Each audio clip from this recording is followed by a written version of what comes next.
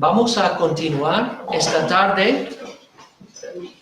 Vamos a considerar en esta charla la segunda mitad de la semana de la creación. Esta mañana consideramos la obra que Dios hizo durante los primeros 3 días de la creación. Y estos días se llaman días de formación, porque en estos primeros 3 días Dios estaba dando forma al mundo.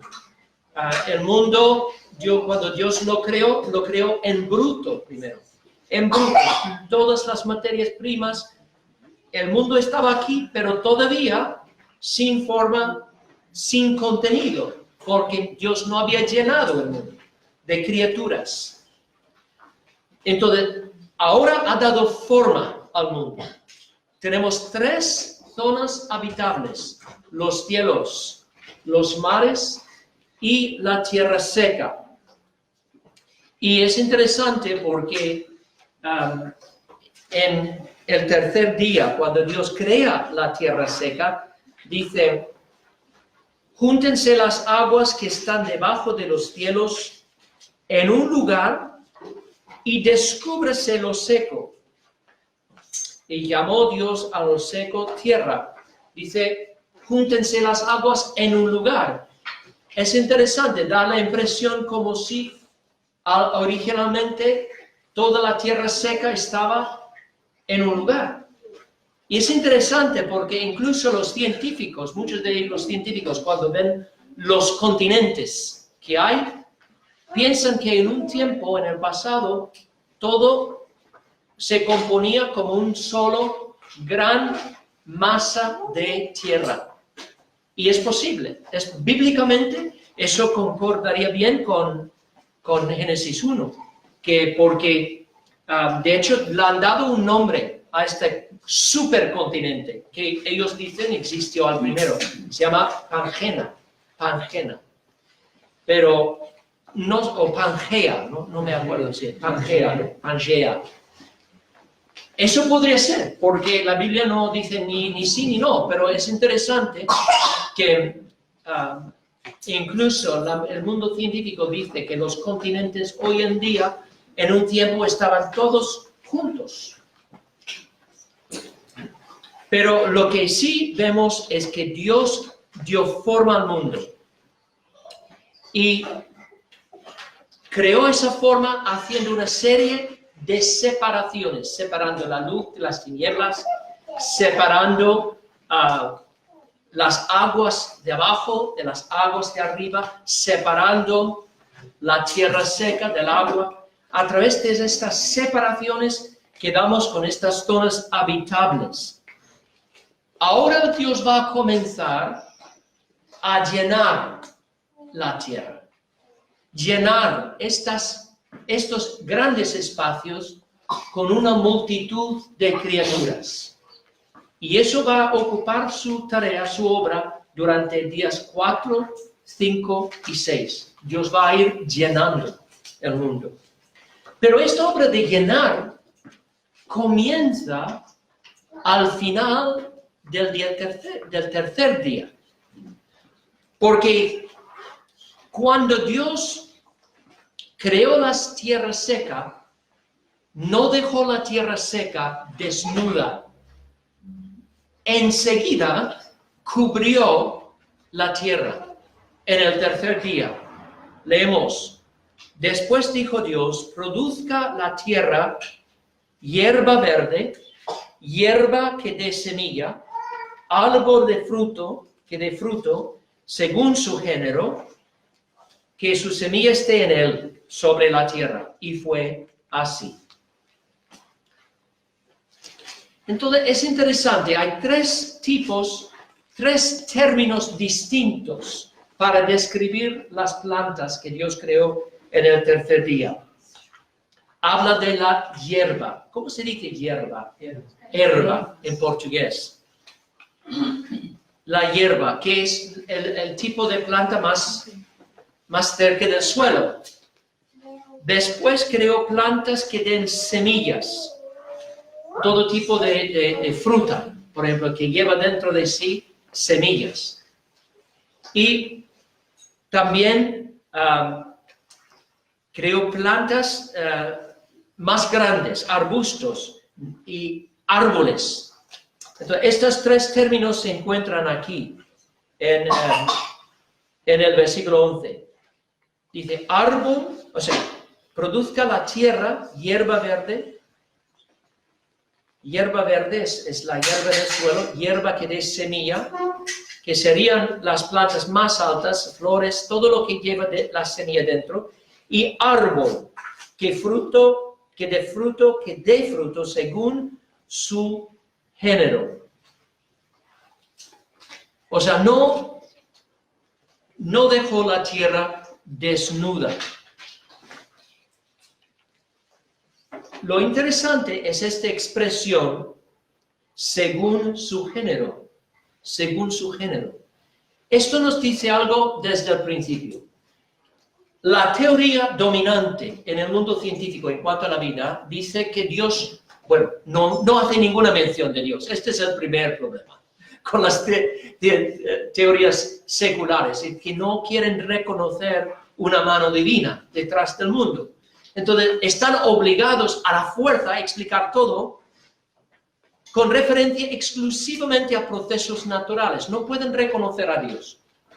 Entonces, como no quieren reconocer a Dios, ¿qué dicen? Pues que la vida empezó en la tierra como una sola célula, un microbio. Además dicen que la vida empezó en el agua, en el mar o en algún charco, algún lago, pero empezó como una criatura unicelular y de ahí esa criatura se iba reproduciéndose, multiplicándose y poquito a poco mutándose. Y luego la naturaleza seleccionaba ciertas mutaciones como favorables, otros eliminando como no favorables, pero poco a poco, a través de este proceso de cambio puramente natural, desarrollo, mutación, eliminación, etc., llegamos a tener ahora la variedad de vida que hay en la Tierra. Toda la vida, en otras palabras, ha descendido de un antecedente en el pasado remoto. O sea, somos hermanos del plátano, ¿no? O sea, toda la vida relacionada y descendida originalmente de la misma fuente. Pues este texto desmiente esta idea, porque dice con toda claridad que en el tercer día Dios creó todo tipo de planta según su género.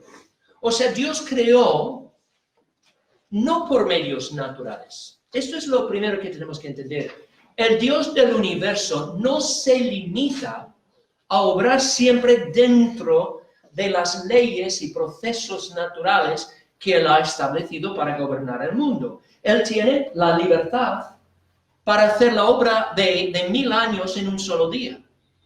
No es esclavo del tiempo, es dueño del tiempo. Y Él puede hacer las cosas fuera del orden normal, porque es todopoderoso. No podemos limitarle en nuestras mentes. Este es el problema. Si el hombre no reconoce la existencia del Creador, entonces está obligado a buscar explicaciones puramente naturales. Pues la Biblia no lo reconoce. Dice que en el cuarto día, y ten en cuenta que ahora Dios ha puesto en el cielo luces. Entonces podemos hablar de estos días ahora como días solares, porque el sol está allí. Entonces está diciendo con toda claridad, en mi opinión, que en un día solar Dios cubrió toda la tierra, y eso no es mi opinión, eso es lo que dice el texto, cubrió toda la tierra con todo tipo de vegetación. Cada planta reproduciéndose según su género. Ahora, es cierto que hay un proceso aquí, porque dice Dios, produzca la tierra. produzca la tierra. Esto implica proceso, pero no es un proceso natural, es un proceso sobrenatural. Porque ¿quién ha escuchado, quién ha oído alguna vez de un bosque creciendo en un día? Eso no ocurre en la naturaleza. Esto es claramente una obra milagrosa de Dios. Pero tenemos que entender dos cosas. Primero, el periodo de la creación es un periodo único e irrepetible. Después de terminar la obra de creación, ¿qué pasa? Dios reposa. Leemos al final de esta narrativa, Dios reposó, Dios descansó. Quiere decir que la creación ocurrió durante un periodo de tiempo único e irrepetible. Y durante este periodo, Dios estaba llevando a cabo muchas cosas por milagros, por una serie de milagros. Por lo cual es un error pensar que podemos ver ahora este periodo. Ahora vivimos no en el periodo de la creación. No vivimos en el periodo de la creación. Vivimos en el periodo de la providencia ordinaria de Dios. Y vemos todos los días las cosas funcionando según procesos, leyes naturales. Pero no podemos tomar la perspectiva de lo que está pasando en el mundo ahora y decir, así tenía que ser al principio. No. Porque el periodo de la creación es un periodo único. Entonces, Dios no se limita durante ese periodo a hacer las cosas de forma natural. Hace las cosas de forma sobrenatural y milagrosa. Y esto está clarísimo aquí. Porque en un día solar, Dios cubrió toda la faz de la tierra con plantas. Y debemos entender que hay otros ejemplos que tenemos en la Biblia de esto. No solamente en Génesis 1. ¿Os acordáis de un momento en la historia cuando Dios hizo crecer una planta madura con fruto en un día? ¿Cómo? Josué, ¿no? Oh, no. No sé cómo decirlo. ¿John? Oh, Jonas, exactamente. Jonas también, pero estoy pensando más bien en Números 17. Números 17 es, podéis pasar ahí, Números 17. En este pasaje había ciertas personas que se quejaron del liderazgo de Moisés. Moisés estaba guiando al pueblo de Israel y había personas descontentas y se quejaron del liderazgo de Moisés. Entonces, Dios mandó que los líderes de las 12 tribus trajeran sus varas. Sus varas son como bastones, no sé la palabra, pero es como un palo. Un palo muerto. Un palo que es nada más que un palo de madera sin vida. Entonces dio el orden, dijo que esos líderes de las tribus pusieran sus varas en el tabernáculo de la reunión. Y el Señor le dijo a Moisés, así dijo, y florecerá la vara del varón que yo escoja y haré cesar de delante de mí las quejas de los hijos de Israel con que murmuraron contra vosotros. ¿Qué pasó con estas varas? Están en el tabernáculo y de la noche a la mañana, ¿qué pasa? Vuelven el día siguiente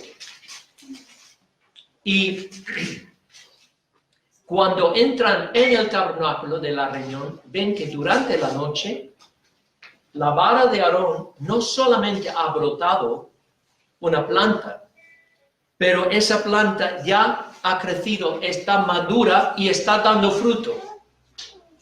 Almendras maduras. En otras palabras, un proceso que según las leyes de la naturaleza que Dios establece para su providencia normal, este proceso tardaría un año. O sea, la planta tiene que crecer lentamente, etc.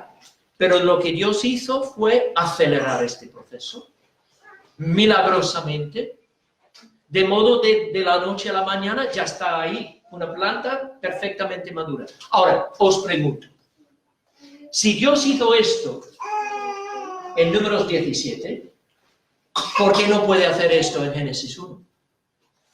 ¿Por qué no puede cubrir toda la tierra con bosques, con selvas, con plantas maduras en un solo día?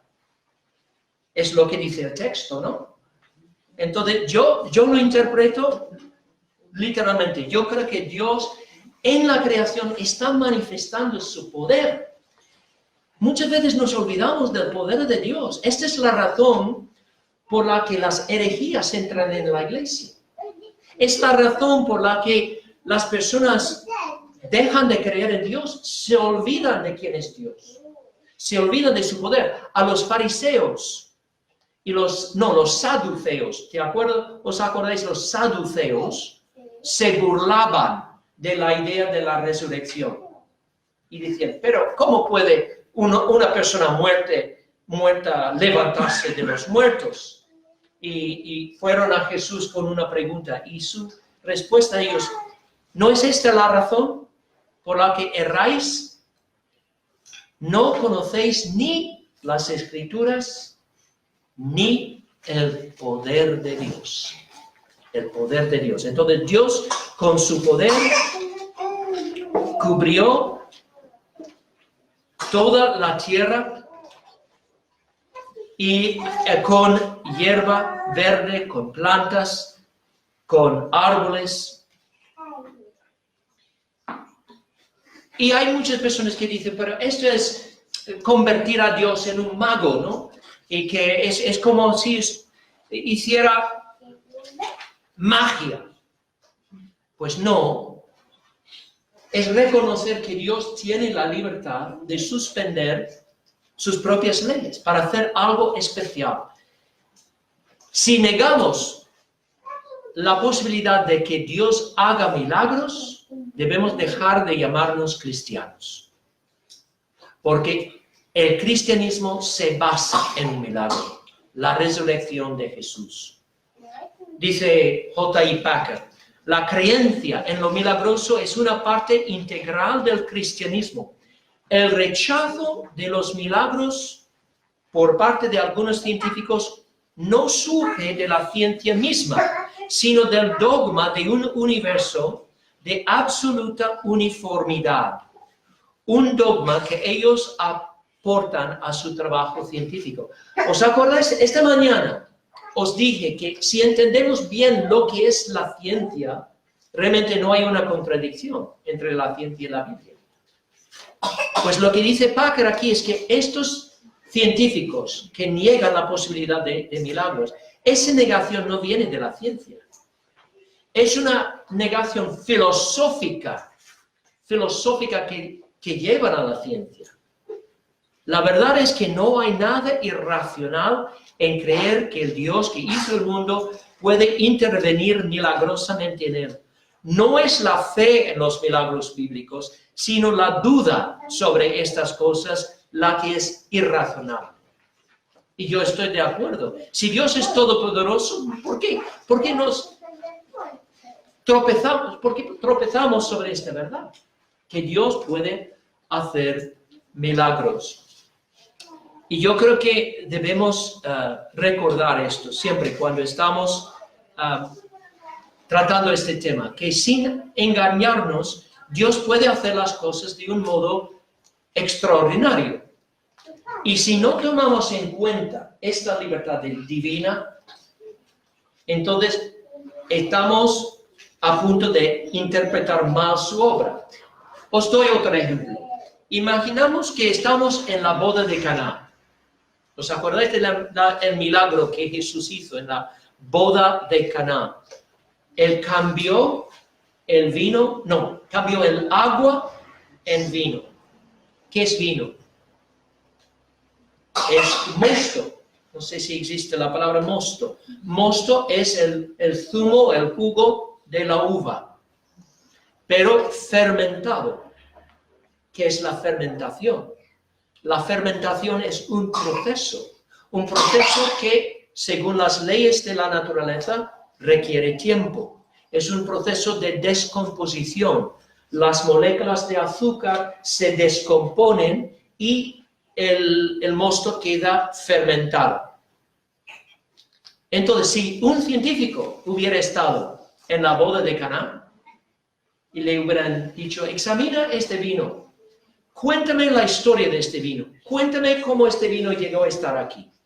Bueno, en primero, el tipo de uva parece ser tal tipo de uva. Seguramente lo recogieron. Luego, la fermentación que tiene seguramente ha tardado tantos meses en fermentarse. Su explicación sería correcta, científicamente, pero no tendría nada que ver con la historia de este vino. Porque ese vino tiene un origen extraordinario. Esto es lo que estoy diciendo. Que la Biblia, en mi opinión, no puede dejar de decir mi opinión. Esto está claro. Esto está claro. Que Dios no se limitó a hacer las cosas de forma natural. Esto está claro. Dios hizo milagros. En un día cubrió la tierra de plantas y lo hizo de forma milagrosa. Y si interpretamos la obra de Dios solamente a través de la lente del naturalismo, no vamos a ver esto. ¿Por qué tenemos un velo? Entonces, tenemos que aceptar esto por fe. Entonces, esto fue la obra del tercer día de la creación.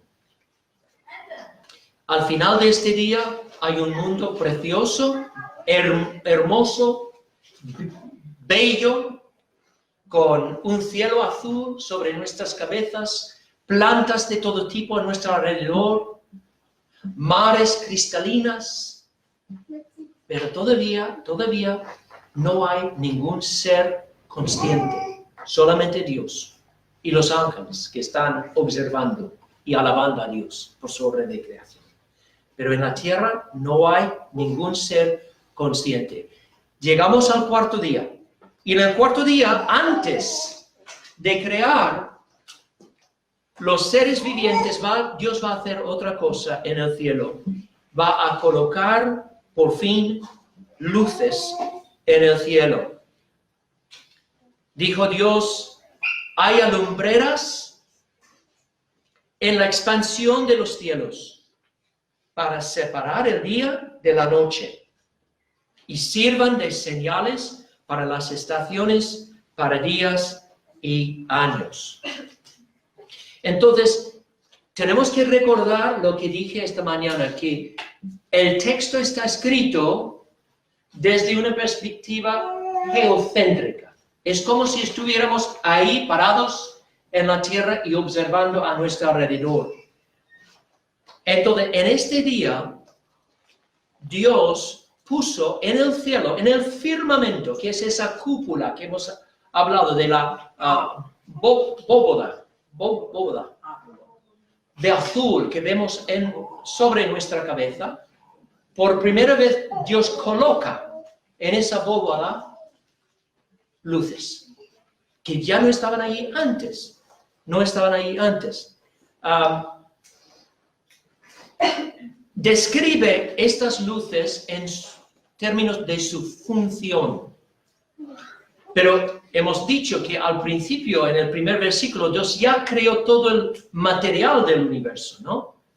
Creó el material del universo en bruto. Entonces, es posible que el material de estos astros estaba allí en el espacio de fuera, desde el principio. En alguna forma inacabada, algo estaba allí. Pero fue en ese día que Dios ahora da forma final a todo ese material que está en los cielos, da forma final y por primera vez aparece en el cielo de la tierra las luces que vemos. En otras palabras, si hubieras salido para ver el cielo el tercer día y hubieras mirado a tu alrededor, no habrías visto nada. Luz sí, astros no. Pero el cuarto día levantas la cabeza y ahora está lleno de astros. Dice E.J. Young, puede haber habido un desarrollo paralelo de otros cuerpos, así como la Tierra. Al igual que Dios creó la Tierra en forma inacabada, no terminada, y luego dio forma final. Él dice que puede haber habido un desarrollo paralelo en cuanto a los astros. No significa que hayan sido creados de la nada. No es decir que el sol, la luna, las estrellas de la nada aparecen. Dios tomó el material que estaba ahí. Y dice, el material ya estaba allí. Lo que el cuarto día significa es que en este día Dios constituyó el universo tal y como lo conocemos hoy. Antes no estaba todavía constituido. Ahora sí.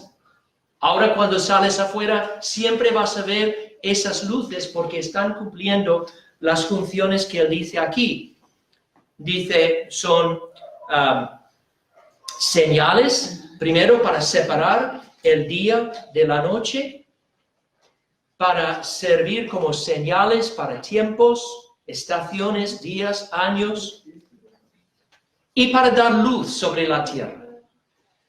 Entonces, este es el cuarto día.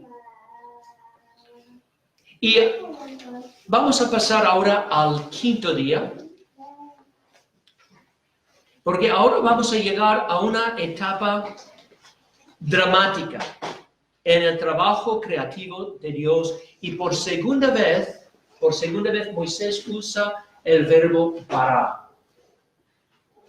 Ese verbo bara habla de la creación de algo novedoso, algo totalmente nuevo.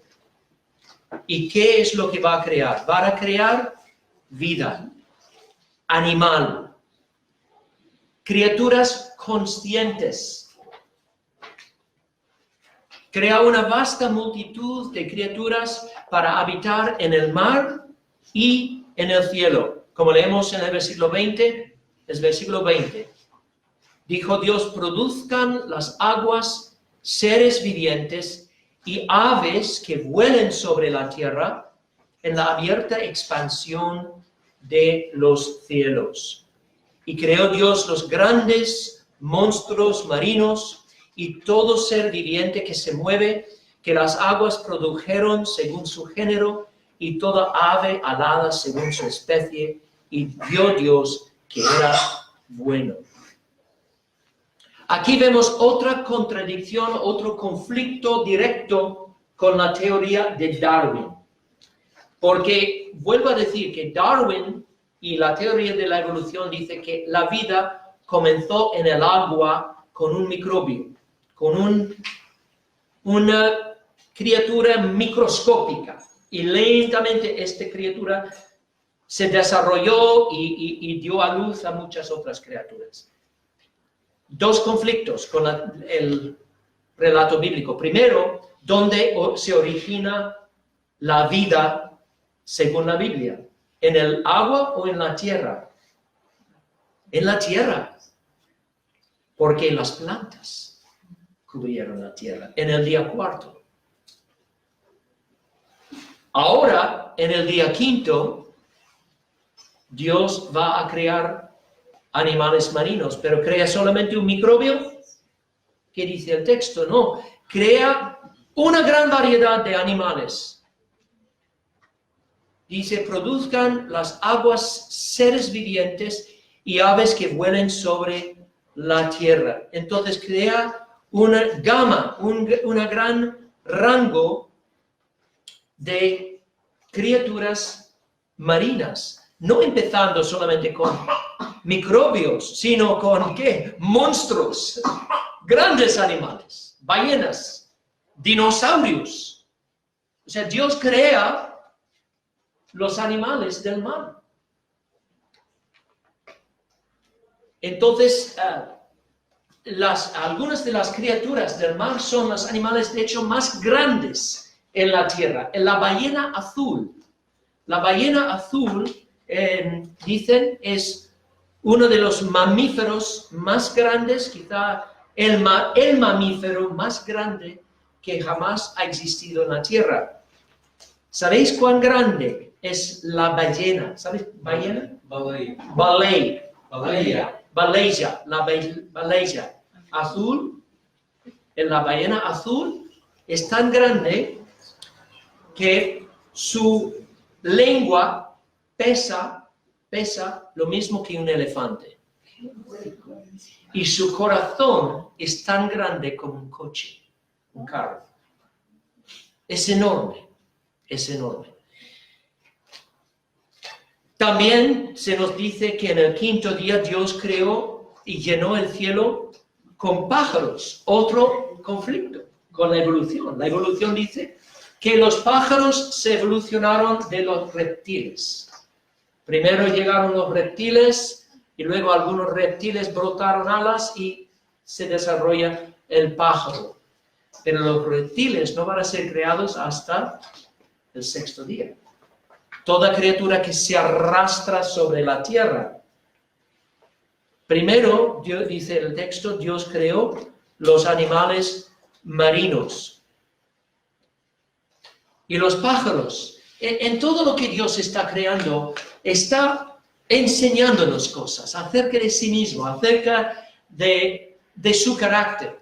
Los pájaros, desde la antigüedad, han llenado el corazón del hombre con una sensación elevada de querer subir al cielo, ¿no?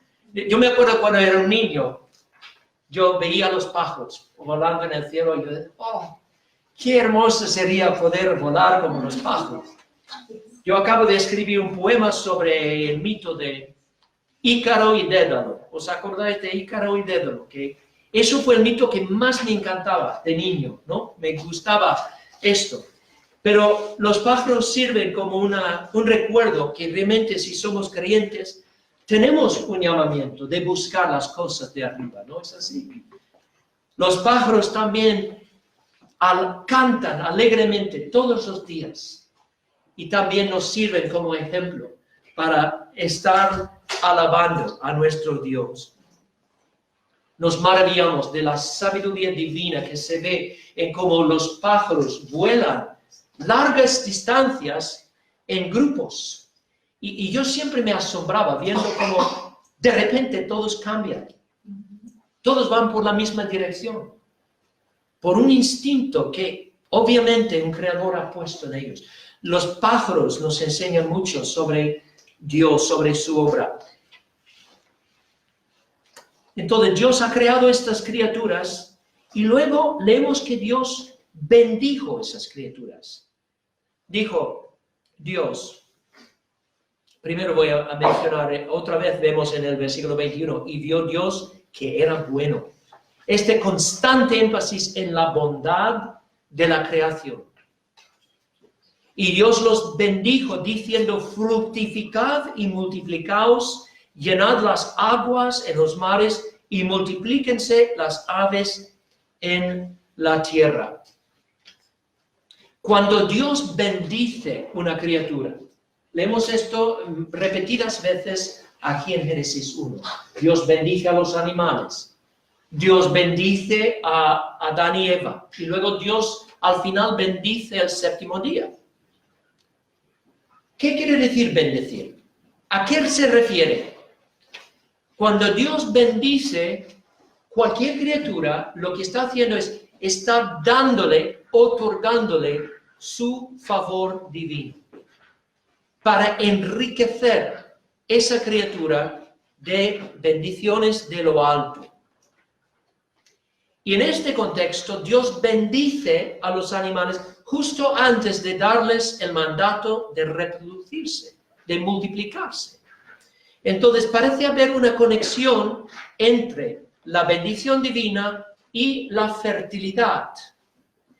Dios bendice las criaturas, les hace fértiles, les da el impulso, el deseo, la capacidad de reproducirse y luego les da el mandato que se reproduzcan, que se multipliquen. Dice John Jeske, dice, este acto divino de bendición fue más que un deseo piadoso. No es Dios simplemente diciendo, que seáis benditos. No. Fue un acto eficaz que le permitió a la criatura hacer lo que el Creador había diseñado. Dios quería que las criaturas se multiplicaran. Con este fin les bendijo y les mandó. Y va a hacer lo mismo en el caso de Adán y Eva. Así que llegamos al final del quinto día con un mundo ya lleno de criaturas en el cielo, ya lleno de criaturas en el mar, pero todavía Dios no ha creado las criaturas terrestres. Y esto es lo que va a pasar en el sexto día, vamos a considerar. Pero quiero terminar esta porción de las charlas hablando, como digo, en el papel que os he dado, la respuesta adecuada a la enseñanza de la palabra sobre estos días. ¿Cómo debemos responder a esta enseñanza de la palabra? Primero, debemos recibirla. Debemos recibir esta palabra. Y yo sé que para muchos es difícil porque la cultura nos bombardea con su propia versión de Orígenes. Pero os recuerdo que en las grandes instituciones, las universidades, etc., la ciencia es una bendición enorme que Dios ha dado al hombre. Pero en esas instituciones donde no se permite ninguna mención de Dios, y no se permite, si tú vas a una universidad secular para estudiar ciencia, no van a mencionar a Dios, no hay ningún reconocimiento. Entonces, hay un inevitable conflicto entre una cosmovisión que se basa en el puro naturalismo y la cosmovisión cristiana. Porque creemos en un Dios personal, un Dios omnipotente, todopoderoso, que no solo puede, pero ha hecho milagros a lo largo de la historia. Y que obviamente hizo milagros en la creación. Porque no hay otra manera de explicar la creación de Adán y Eva. Adán no tenía madre, no tenía padre, ni tampoco Eva. Su creación fue un milagro, y un milagro por definición no se puede investigar científicamente. Es imposible. Porque un milagro es algo que Dios hace, que es un evento único, irrepetible, incapaz, y somos incapaces de explicar el cómo. ¿No? ¿No es así? Entonces, pero tenemos que entender eso, que la Biblia es el único libro en todo el mundo escrito con tinta no borrable. Los libros de ciencia cambian, aprenden más datos. Bueno, antes creíamos eso, ahora tenemos otra teoría. Y entonces, pero la Biblia no va a cambiar, porque es palabra de Dios, es palabra inspirada por el Espíritu. Y el autor de este libro fue el único testigo de estos eventos. Entonces tenemos que tener claro que la Biblia está en una categoría aparte de cualquier otro libro. Debemos siempre respetar la ciencia, sobre todo la pura ciencia, es decir, la ciencia demostrable. Pero las teorías de orígenes que inventa el mundo muchas veces no son pura ciencia, es una mezcla de ciencia, filosofía, naturalismo. Entonces, yo creo que tenemos que tener más respeto por la sabiduría divina que está en la Biblia que cualquier otra fuente de información o cualquier opinión del hombre. Es cierto que en la Biblia muchos dicen, pero la Biblia no es un libro de ciencia. Claramente no, su propósito no es enseñarnos la ciencia, pero es un libro inspirado. Y en todo tema que toca es fidedigno, podemos confiar en ella. Segundo, debemos respetar los misterios de Dios. Porque si realmente creemos que Dios creó el mundo, tenemos que entender que su sabiduría, su conocimiento, siempre va a estar por encima de nuestro propio entendimiento. En lugar de enorgullecernos por estudiar Génesis 1, porque hay un peligro siempre cuando estudiamos una cosa y ahora pensamos, ahora entiendo. El conocimiento envanece, el amor edifica. Entonces tenemos que tener mucho cuidado de no enorgullecernos de nuestro conocimiento. Si el Señor te ha permitido tener fe en su palabra, tienes que darle gracias. Porque tú no podrías recibir la palabra de Dios si no fuera por una obra divina en tu corazón. ¿Qué dice Pablo, el apóstol Pablo, sobre esto en 1 de Corintios? Dice, nosotros no hemos recibido el espíritu del mundo, sino el espíritu que proviene de Dios, para que sepamos lo que Dios nos ha concedido, lo cual también hablamos no con palabras enseñadas por sabiduría humana, sino con las que enseñan el espíritu, acomodando lo espiritual a lo espiritual. Pero el hombre natural no percibe las cosas que son del espíritu de Dios, porque para él son locura. Y no las puede entender, porque se han de discernir espiritualmente. En cambio, el espiritual juzga todas las cosas, pero él no es juzgado de nadie. Entonces tenemos que entender que solamente Dios puede darnos fe en la enseñanza de su palabra.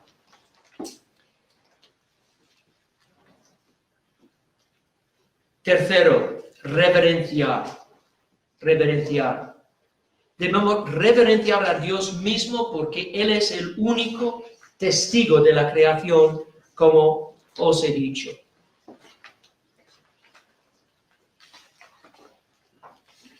Hay personas que quieren, como dije esta mañana, que quieren decir, sí, yo creo en Génesis 1, yo creo en las verdades teológicas ahí, pero creo que todo se está transmitiendo a través de un lenguaje metafórico, simbólico. El problema con esta perspectiva es que ¿dónde te detienes? ¿Dónde paras? Una vez que empiezas a decir, bueno, esto es simbólico, esto es figurativo, sin ninguna razón textual, simplemente para tratar de alinearse con las teorías seculares de Orígenes, ¿dónde te detienes? Muchos que han ido por ese camino, bueno, empiezan con decir, bueno, los días son metafóricas, no fueron días. Otros han dicho, bueno, seguramente Dios hizo todo a través de procesos naturales, no hubo milagros. Esas mismas personas luego, ¿a dónde llegan? Pues luego niegan la existencia de Adán y Eva. Dicen, no hubo una primera pareja. Luego niegan una caída del hombre en la historia. Niegan los ángeles, la existencia de los ángeles. Y los que han ido por ese camino, tachando todo mitología, al final muchos llegan a decir, y Dios mismo es parte de ese mito. Es triste, ¿no? Hay supuestos teólogos liberales que han llegado a ese extremo. No sé si habéis oído de uno que se llama Paul Tillich, ¿no? Fue un teólogo liberal. Y él fue por ese camino, diciendo, bueno, Génesis nos enseña ciertas verdades teológicas, pero es mitología. Mitología como leer los mitos de los griegos o los romanos. Esta es la mitología hebrea. Pero no podemos tomarlo en serio porque sabemos la ciencia domina y la ciencia nos dice que hemos venido de los monos, etc. Alguien le dijo una vez a Paul Tillich, entonces, ¿oras a Dios? Y dijo, bueno, yo medito. ¿Entendéis? No sé si... O sea, claro, porque cuando llegas a ese punto de declarar todo mitología, luego Dios mismo se convierte en mito. Y ya no crees en un Dios personal. Entonces, Tillich hablaba de Dios como el fundamento de nuestro ser. Creía que quizá hubiera algún poder, alguna fuerza. pero no el Dios de la Biblia. Entonces, cuando dejas de creer que hay un Dios personal, ¿por qué vas a orar? Porque nadie te oiría. Entonces, no me sorprende que Paul Tillich dijo eso. Yo medito. Hermanos, tenemos que entender que la sabiduría divina está por encima del hombre. No me acuerdo, Pedro, dímela el pasaje en Job, cuando él hace esa serie, es al final del Job, ¿no? Sí. Yo creo que esto fue escrito para el hombre moderno, quizá. Cuando Dios está diciendo a Job, al final, dicen, Job está quejándose porque no entiende, no comprende los caminos de Dios. Y dice, ¿quién es ese que oscurece el consejo con palabras sin sabiduría? Ahora ciñe como varón tus lomos. Yo te preguntaré y tú me contestarás. ¿Dónde estabas tú cuando yo fundaba la tierra? Házmelo saber si tienes inteligencia. ¿Quién ordenó sus medidas, si lo sabes? ¿Quién extendió sobre ella cordel? ¿Entendéis? Dios está diciendo, por la sabiduría humana no vamos a llegar a una comprensión de cómo el mundo se originó. Para eso necesitamos la palabra de Dios. Entonces tenemos que reverenciar a Dios. Y luego finalmente tenemos que regocijar. Regocijar, ¿existe esta palabra? Regocijar en un Dios tan grande como nuestro Dios. Un Dios que realmente es todopoderoso. Un Dios que sí ha establecido leyes para gobernar el mundo en su funcionamiento normal. Si no hubiera leyes, no podríamos levantarnos por la mañana y saber si el mundo va a funcionar hoy como funcionó ayer. Tiene que haber leyes. Pero nuestro Dios que estableció esas leyes está por encima de ellas y no se limita a ellas. Por eso, Él ha actuado a lo largo de la historia haciendo cosas grandes. Así que, hermanos, os animo a recibir por fe esta enseñanza del Señor. Respetar los misterios de Dios. No vas a poder explicar todos sus caminos, como ha hecho todo. Reverenciar a Él como único testigo de la creación y regocijaros en Él como el Dios Todopoderoso que es. Así que vamos a tomar una pausa y seguir después.